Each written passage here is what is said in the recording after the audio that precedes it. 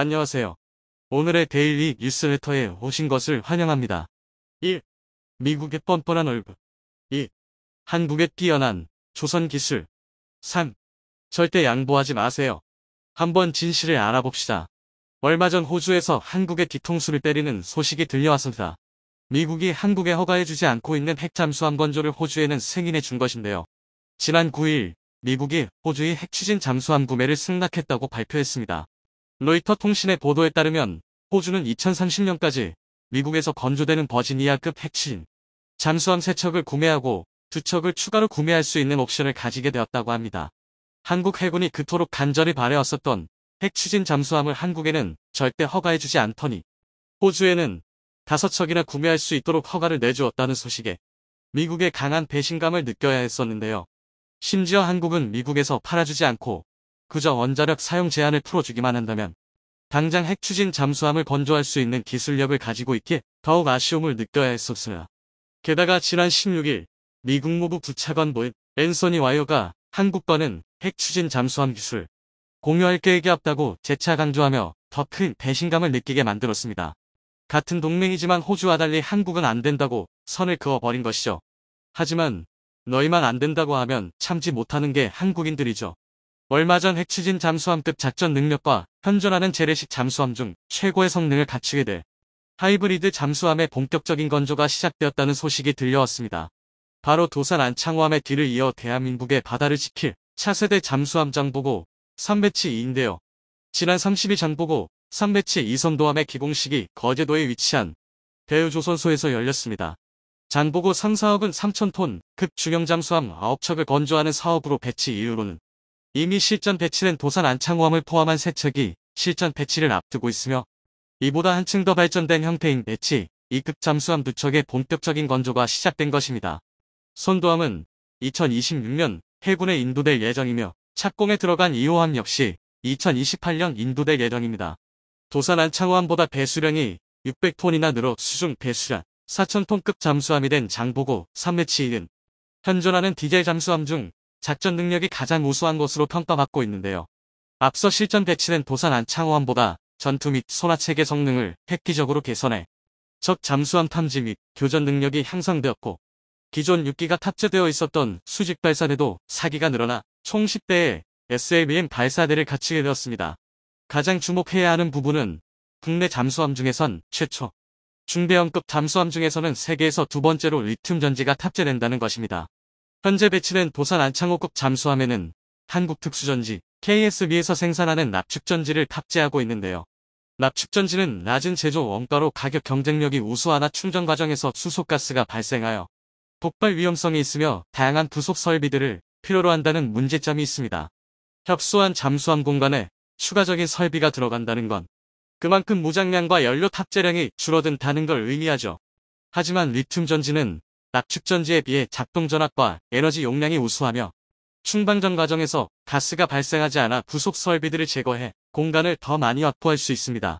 이를 통해 리튬 전지는 기존 납축전지보다 같은 공간에 더 많은 용량의 배터리를 탑재할 수 있고 리튬 전지를 탑재한 장보고 3배치 2 잠수함은 최저속도 잠항시간을 166%, 최고속도 잠항시간을 305%까지 향상시킬 수 있었습니다.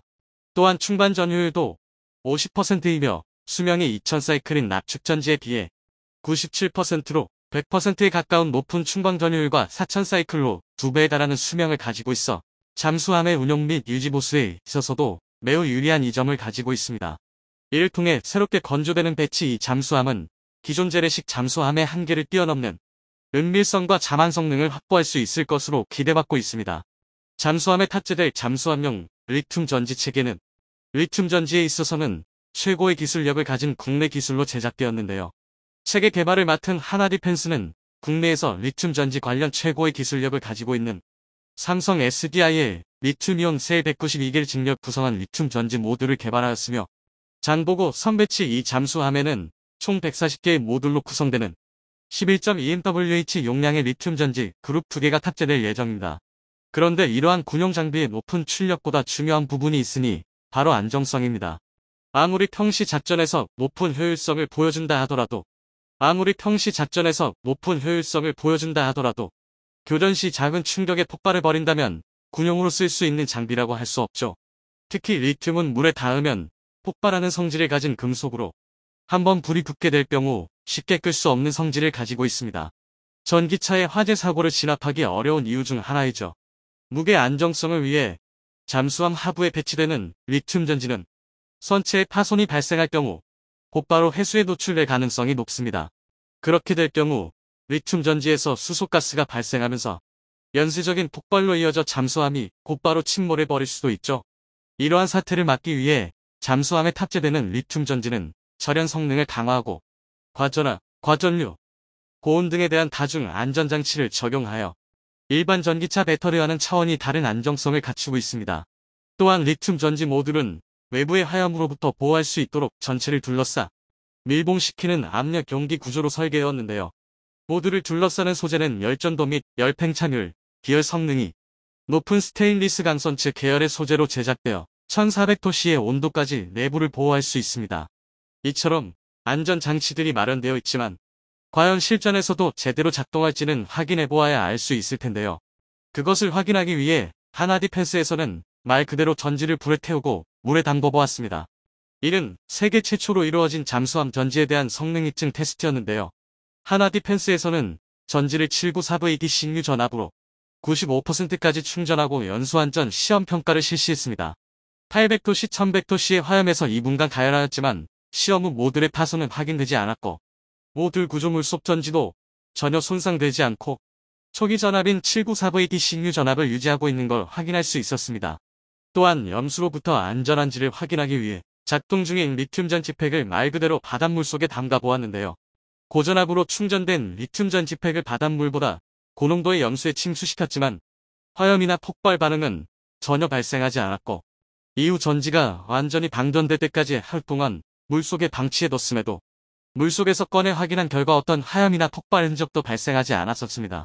이외에도 88가지의 기능, 성능 안정성, 연동 시험을 거쳤지만 정부 요구 성능을 100% 만족하는 결과를 보여주었고 국제공인 규격에 따른 리튬 전지 성능 테스트까지 통과하면서 하나디펜스의 잠수함용 리튬 전지 체계는 세계 최고 수준의 안정성과 신뢰성을 갖추었다는 것을 증명해냈습니다. 하나디펜스는 성공적으로 완성된 잠수함용 리튬 전지 체계를 이용하여 선박용 고안정성 에너지 저장 장치 ESS 개발에도 나설 것이라고 밝혔는데요. 군사용으로 개발된 기술로 민간 친환경 선박 시장까지 공략할 수 있는 기술을 만들겠다는 것이죠. 손재일 하나디펜스 대표는 하나디펜스가 보유한 최고 수준 ESS 패킹 기술을 필두로 국내 2차 전지 셀 메이커와 핵심 기술을 보유한 강소기업들과 연합해 세계에서 가장 안전하고 경쟁력 있는 선박용 ESS 제품 표준화 개발에 매진할 것이라며 국내 친환경 선박 기술 발전과 보급 활성화 등 국가 경쟁력 제고에 이바지할 수 있을 것으로 기대한다고 말했습니다. 이처럼 세계 최고 수준의 안정성과 신뢰성을 갖춘 리튬 전지 모듈을 탑재함으로써 장보고 3회치 2는 재래식 잠수함의 한계를 뛰어넘어 내에 선하면 원잠에 맞먹는 작전 능력을 갖추었는데요. 북한의 잠수함 SLBM 발사 능력을 갖추었음이 공식적으로 확인된 지금 북한의 잠수함을 추격하고 타격할 수 있는 국내 잠수함 전략의 확충이 매우 시급해진 상황입니다. 특히 잠수함으로 대잠전을 펼치기 위해선 상대방을 오랫동안 추적할 수 있는 자망 지속 능력과 잠수함을 탐지하는 소나체계의 성능이 가장 중요한데요. 현재 실전 배치가 완료된 도산 안창호함에는 국내 개발에 성공한 소나체계가 탑재되어 있으며 배치 2에는 한층 발전된 전투체계 및 소나체계가 탑재되어 탐지 성능을 비약적으로 향상시켰는데요. 미국의 원자력 잠수함 버지니아급의 배치 3부터 적용되기 시작한 말발구평 선수 소나가 장착되었고 하드웨어적인 스펙만 따져보았을 때도 도산 안창호함의 소나보다 3배에 달하는 소나 면적을 가지고 있습니다. 이외에도 새롭게 적용된 차세대 잠수함용 첨단 기술들을 나열하자면 끝이 없을 정도인데요. 가장 중요한 잠수함의 화력수단으로는 현무사사, 잠수함 발사 탄도미사일 SLBM을 발사할 수 있는 쉽게 수직 발사되어 지난해 전력화에 성공한 국산 차세대 중어뢰 범상호가 탑재될 예정입니다. 이처럼 한국은 미국이 핵잠수함을 주지 않더라도 핵잠수함급 재래식 잠수함을 만들 수 있는 능력을 가지고 있음을 보여주었습니다. 원해 작전의 비중이 낮은 한국 해군의 특성상 한국 잠수함은 근해에 매복하고 북한의 잠수함을 감시하며 북한 잠수함이 내로 침투하는 것을 막는 임무가 가장 중요한데요. 한번 가동할 경우 절대로 시동을 끌 수 없는 핵추진 잠수함과 달리 디젤 엔진 잠수함은 엔진을 끄고 대기할 수 있게 소음을 최대한 줄여야 하는 매복 임무에서는 디젤 잠수함이 핵 추진 잠수함보다 앞서는 부분이 있습니다. 한국의 협소한 전술적 환경에서 잠안 시간을 최대화한 하이브리드 디젤 잠수함 전력은 핵 추진 잠수함 못지않은 작전 능력을 발휘할 수 있다는 것이죠.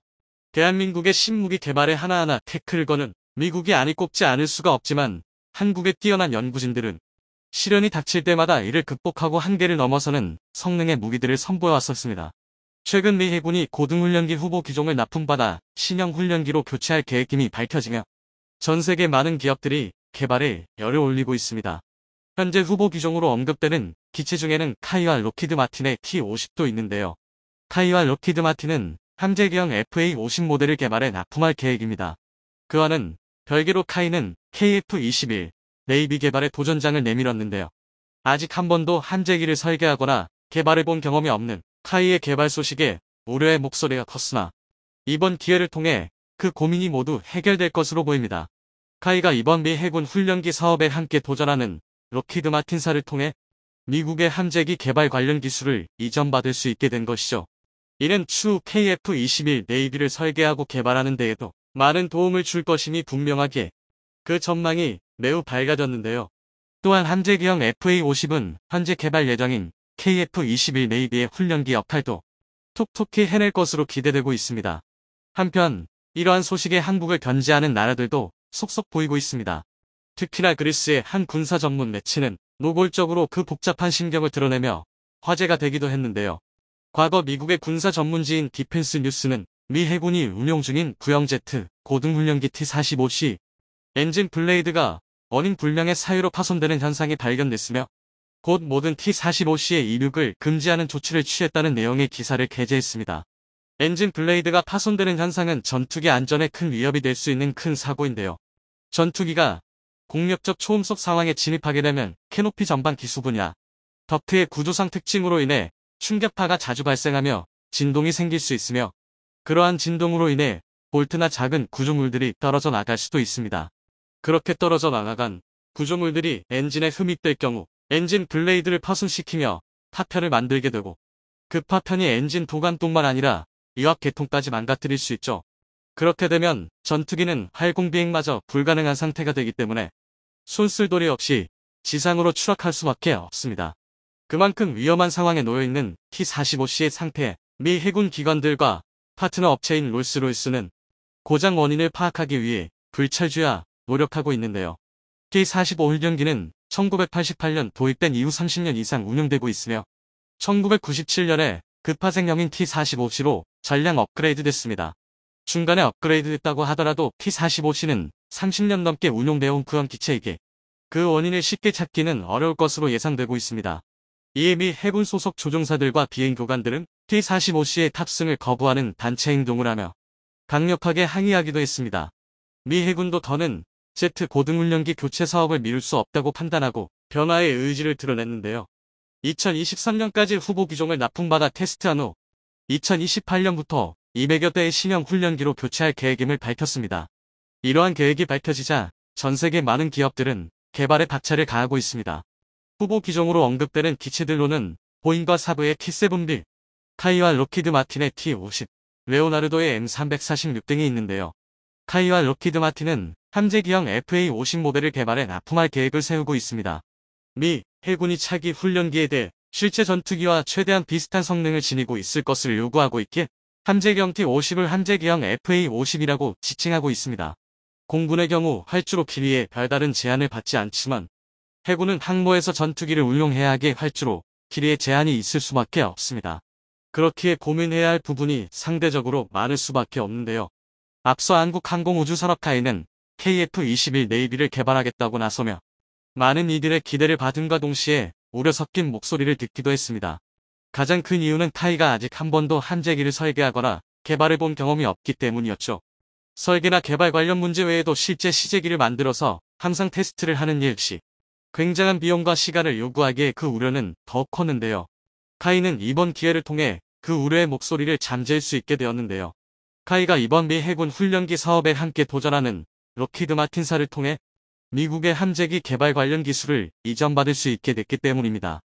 카이는 함재기형 FA-50 모델 개발 과정을 통해 미국의 함재기 개발 관련 기술을 바탕으로 함재기를 설계하고 테스트할 수 있는 기회를 얻게 된 것이죠. 카이의 관계자에 따르면 T-50은 설계하는 단계에서 파일럿 후보생들에 의해 거칠게 다루어질 것을 예상하고 튼튼하게 만들어진 기체이기 때문에 그렇게 많은 개량 작업이 필요하지 않다고 합니다. 이에 카이 기술진들은 4년 6개월 정도면 함재기형 FA-50의 설계, 개발 및 테스트까지 완료하여 납품할 수 있다며 그 자신감을 내비쳤습니다. 이번 개발 경험은 추후 KF-21 네이비를 설계하고 개발하는 데에도 많은 도움을 줄 것임이 분명하기에 그 전망 역시 매우 밝아졌는데요. 또한 함재기형 FA-50은 KF-21 네이비의 훈련기 역할까지 톡톡히 해내며 많은 도움을 줄 것으로 기대되고 있습니다. 한편 카이와 럭히드 마틴의 주요한 경쟁 상대 보이는 미 해군 훈련기 사업에 T-7A를 해군형으로 파생시킨 T-7B를 제안할 것이라 선언했습니다. 앞서 T-7A는 미 공군 훈련기로 선정됐는데요. 가격을 낮추기 위해 철저하게 훈련기 사양에 맞춰 설계, 제작된 기체입니다. 국내의 한 전투기 설계 전문가는 T-7A의 현재 공허 중량으로 봤을 때 경전투기 버전으로 개량된다고 하더라도 무장 탑재 능력은 FA-50의 절반 이하가 될 것으로 예상된다고 분석했습니다. 과연 T-7B가 함재기 역할을 잘 해낼 수 있을지 의심스러운데요.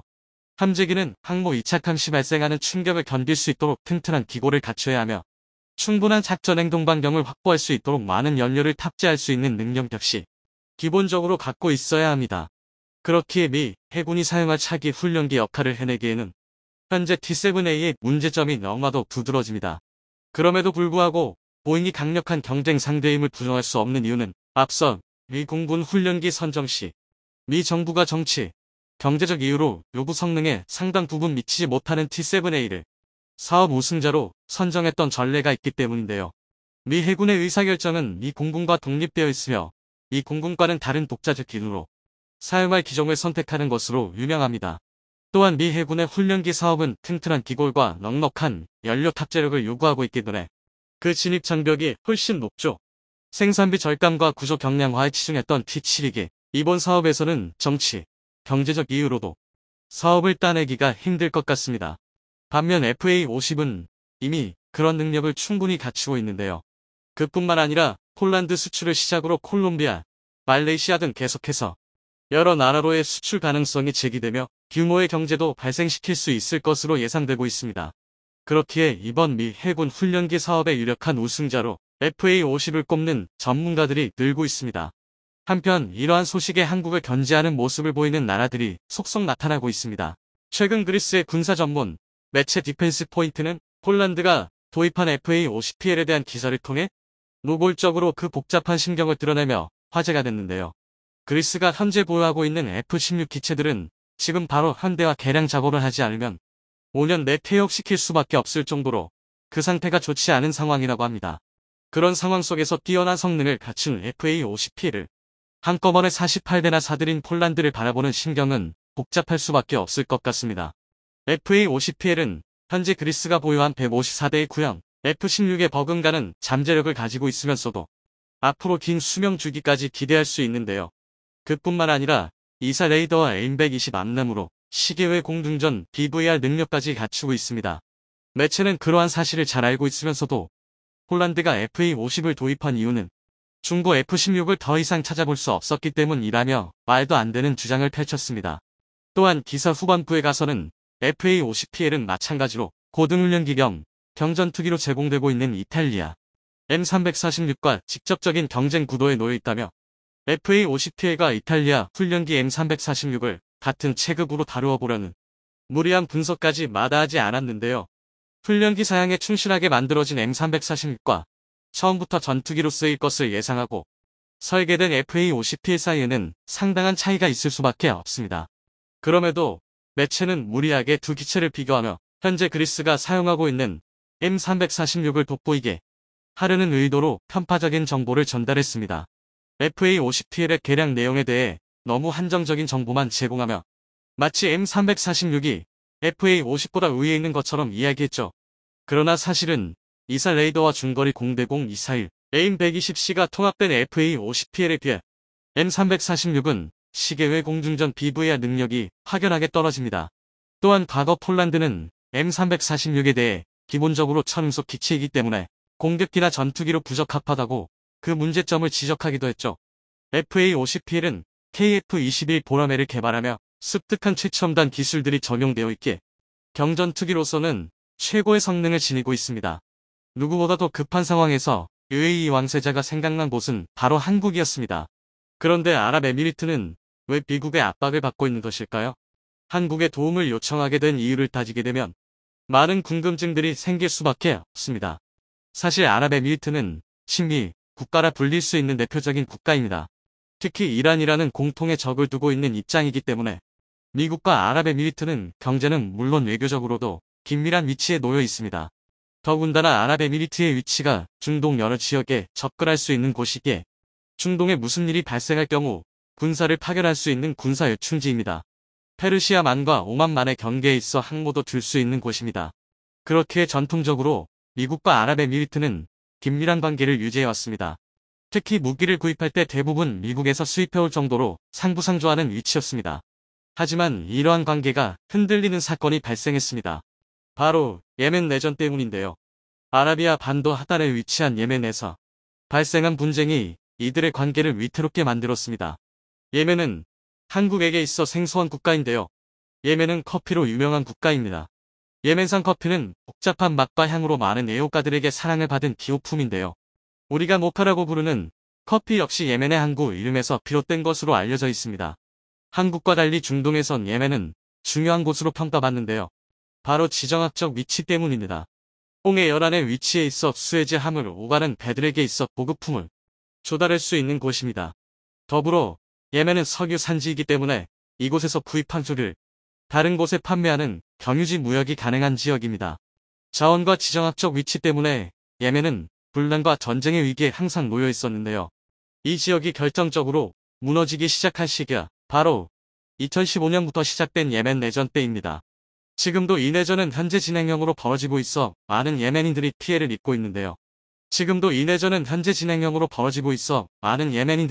입고 있는데요.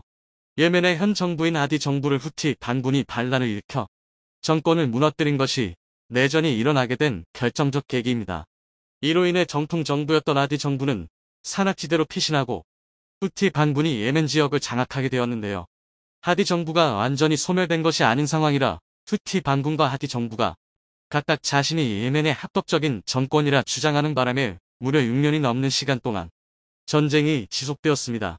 예멘 내부의 전쟁이라면 쉽게 끝났을 수도 있는 상황이었지만 문제가 더 복잡해진 것은 이것이 해외 강대국의 대리전쟁으로 발전되었기 때문인데요. 이란 정부가 후티 반군을 지지하면서 군수 물자를 보내고 있는 상황에 사우디아라비아는 물론 아랍에미리트도 참전을 하지 않을 수 없는 상황이 되었습니다. 그러지 않아도 사이가 나쁜 이란과 아랍에미리트 관계였는데 예멘의 친이란파 정부가 들어서게 된다면 아랍에미리트 입장에서도 골치가 아픈 일인데요. 아랍에미리트는 하디 정부의 정통성을 지지하면서 하디 정부에게 군수 물자를 지원하기 시작했습니다. 특히 아랍에미리트가 수입한 미국 무기가 하디 정부에게 전달되면서 전쟁은 더 격화되었는데요. 대량 살상 무기 수준인 미국의 무기가 내전에 사용되고 있다는 보도들이 언론에 나오면서 미국은 난처한 입장에 빠지게 되었습니다.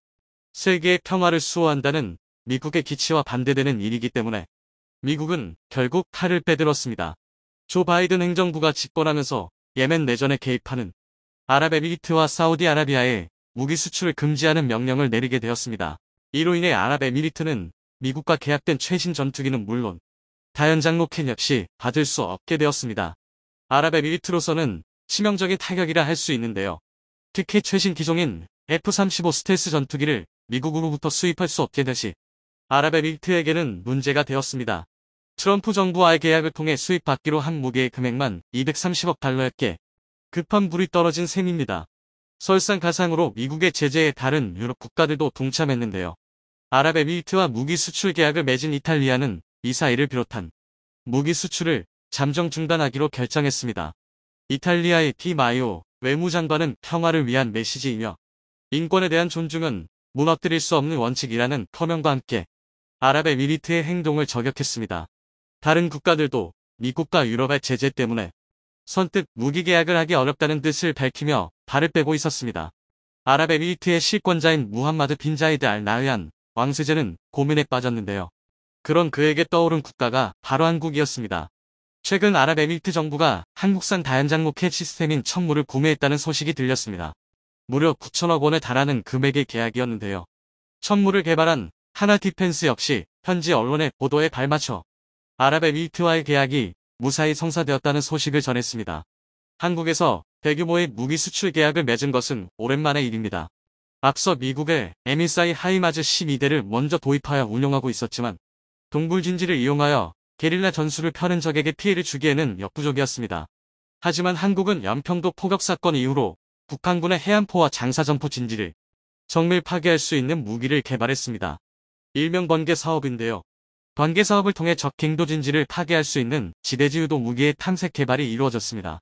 이와 동시에 하나는 당시 UAE 측에 게릴라들이 숨은 동굴진지를 타격할 수 있는 지하관동 유도탄이 개발됨을 소개하였고, 이에 관계가 맞아떨어진 UAE는 이미 2017년 당시부터 강력한 관심을 표명하였습니다.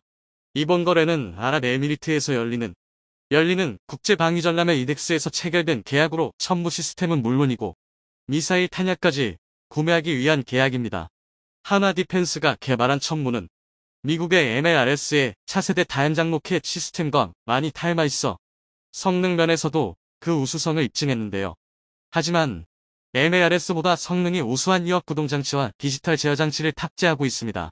이로 인해 고도와 방위각의 동시구동이 가능해 사격 시간이 MLRS보다 20초가량 짧은 장점을 지니고 있습니다. 디펜스 시스템에 있어 시간이 20초나 단축되었다는 것은 기술적인 우위를 확보했다고 봐도 과언이 아닌데요. 이번 계약이 적극적으로 성사된 것은 아부다비 왕세자를 비롯 UAE의 고위 인력들, 이 한국의 방산업체 적극적으로 계약 타진을 촉구했기 때문으로 알려졌습니다. 특히 이번 계약이 성사되기에는 외부의 압력도 무시할 수 없는 요소였는데요. 바이든 행정부가 북의 분쟁에 대한 개입의 방침을 바꾼 것과도 직접적인 연관이 있습니다. 현재 예멘 내전에 돌입한 UAE 입장에서는 미국의 무기를 공급받지 못할 경우 화력에서 뒤질 수 있는 가능성이 있었는데요. 이번 한국의 무기를 수입할 수 있게 되면서 화력적인 측면에서 부족한 부분을 보충할 수 있게 되었습니다. 이미 UAE는 지난 2017년에도 한국의 미사일 요격 시스템을 수입하기 위해 한 차례 회동을 가진 바였습니다. 한국형 미사일 방어 체계, 캠드 시스템을 수입하고자 했었는데요. 한국형 공격형 방위 체계를 통해 날아오는 미사일을 요격하고 동시에 보복 미사일 방어 체계가 바로 캠드라 할 수 있는데요. 이 시스템을 수입하기 위해 한국의 무기도 수입하려는 움직임을 보였습니다. 특히 저층에서 요격하는 미국산 패트리어트 시스템을 비롯해 국산 지대공 미사일인 천궁과 장거리 지대공 미사일이 캠드 시스템 내에 포함되어 있어서 한국에서 개발한 천궁 역시 교섭 대상이었습니다. 특히 캠드 체계에서 핵심 무기 체계인 지대공 미사일 엠셈을 한국이 양산할 수 있었던 터라 협력이 매우 긍정적이었습니다. UAE의 지리적 조건 역시 한국보다 우수한 상황이라 더욱 긍정적인 결과를 노려볼 수 있었는데요. 한국의 영토는 산악지대가 많고 설치 지역이 주로 산악의 좁은 지형이라 미사일 방어 체계를 구축하는 데 있어 제한적인 부분이 많지만 UAE의 경우 사막의 넓은 지대가 갖춰져 있어 캠드를 100% 활용할 수 있었습니다.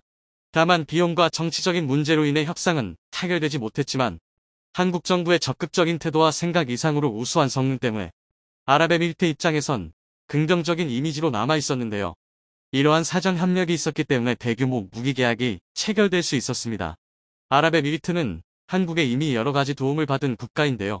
최근 한국 항공우주 기술을 배운 아랍에미리트는 화성 탐사위성 아마르 화성 궤도에 진입하는 데 성공했습니다. 또한 스마트팜 기술도 한국에서 배워 현재 건설 중에 있는데요. UAE 농업기술회사 스마트 에이커스는 스마트팜 제조시설에서 상추를 재배해 일반 소비자에게 판매하기 시작했습니다. 한국 스마트 농업기술 회사인 엔싱의 도움 덕분에 설비와 기술을 지원받고 실제 소비자 판매까지 이어질 수 있었던 것인데요. 과거 중동 건설 일꾼으로 외화벌이를 했던 것을 생각해보면 아랍에미리트와 한국은 질긴 인연을 이어가고 있습니다. 이런 인연이 쌓였기에 대규모 무기 거래도 이뤄진 게 아닐까 싶습니다. 앞으로도 한국과 아랍에미리트가 좋은 관계를 이어가면서 외교는 물론 경제까지 포함하는 전방위 협력 체제를 구축하는 사이가 되기를 기원하겠습니다.